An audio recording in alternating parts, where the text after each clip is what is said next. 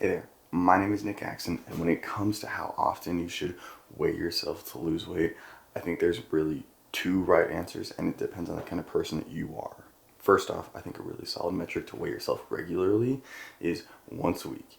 It provides you enough feedback to course correct and change something if things aren't changing in the way that you want, but also if you have obsessive compulsive tendencies or seeing the weight go up or fluctuate is really detrimental to your mental health.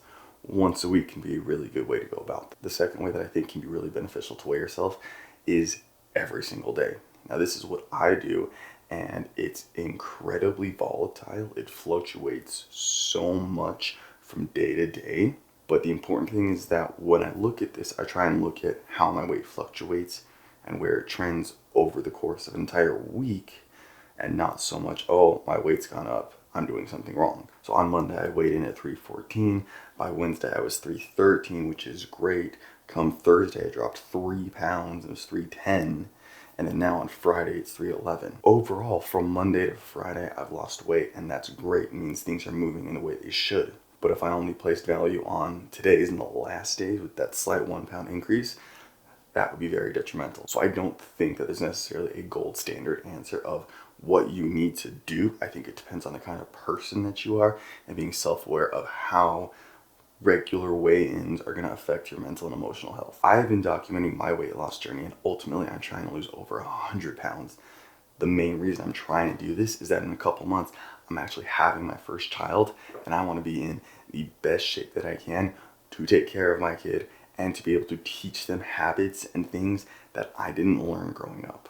So there are a ton of other metrics for my health that I have been tracking that I never had in the past. And I want to share with you what those are and all the wins and successes that I've been having with those different metrics. But before we get started, if we haven't met before, my name is Nick Axon. I have a busy day, so I'm gonna hit my workout while I share these different health metrics with you.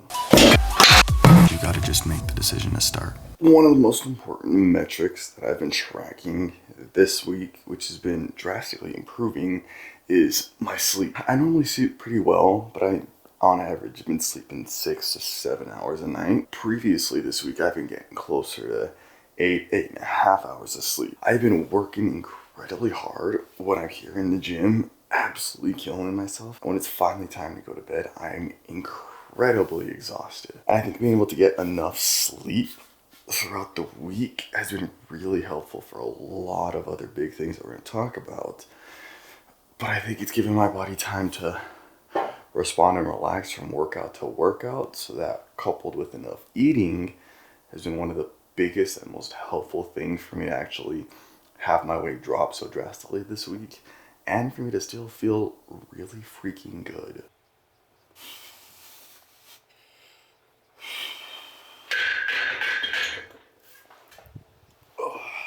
So one of the big reasons I think that being able to get so much sleep has been super helpful is that it has been incredible for my recovery from workout to workout. Now, this last Wednesday, a few days ago, I had one of the best leg workouts I have had in many, many months. It was way heavier and way more intense than anything I had done in quite a while. And even with that, I had a great night's sleep the next night.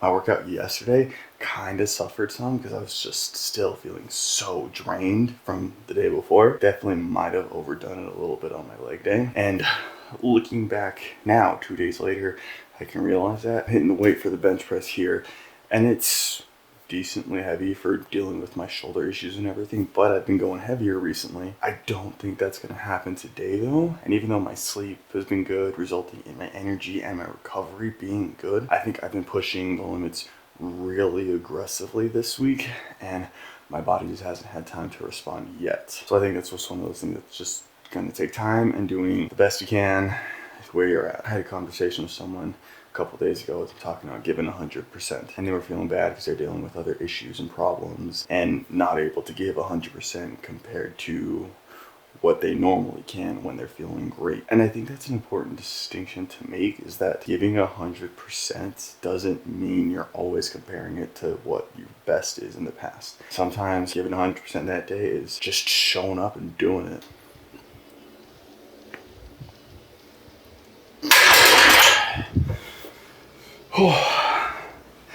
So on top of my sleep, my recovery, my energy, one of the huge things has been super beneficial for me the last couple weeks that I've been going through this process is managing my stress levels and correspondingly managing my mood. Anyone who's done any kind of research on mental health and lots of other aspects like that know that stress is one of the most detrimental things. But a lot of people don't think about how stress also corresponds with your weight and also your drive and motivation, energy to go and work out and lift heavy things and push yourself in that aspect, because doing those kind of things is another type of stress you're putting on the body. And so working really hard to try and manage external stressors in my life is giving me more opportunity to focus on stressors here when I'm in the gym. Now, the big thing that has been stressing me out for a long time was dealing with lots of remodel stuff. And as you can see here in the gym, there's still a lot more that I need to do and update and continue to change. But when it comes to the rest of my house, all of